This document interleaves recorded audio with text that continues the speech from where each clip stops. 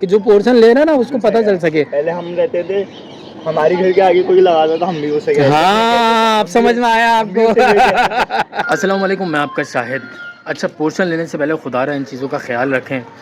और अगेन बहुत ज़्यादा मजबूर कर दिया जब भी शायद बहुत सारे लोग पोर्शनों में आ रहे हैं, लेकिन पोर्शन लेने के बाद जो है ना वो क्या हो रहा है, सबसे बड़ा मसला एक तो सेवरेज वेवरेज सब बर्बाद हो गया, लेकिन उसके बाद जो है ना वो पार्किंग का इशू है।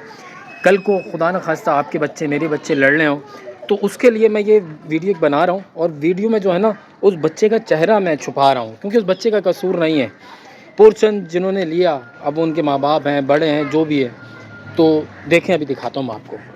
अभी आपको एग्जांपल देता हूँ मिसाल के तौर पे, तो लाइव और सबूत के साथ अगर बात कर रहा हूँ। देखें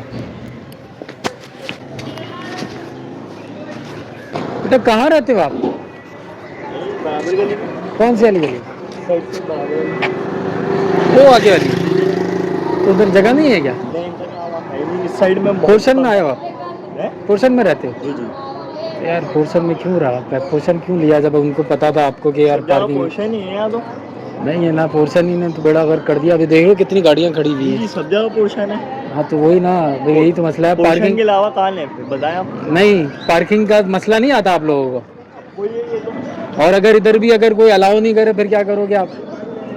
कैसे अलाउ हैं? किसी का घर है ना, ये घर है ना किसी का। घर के आगे पार्किंग है घर के आगे है पार्किंग। तो ये आपकी पार्किंग है।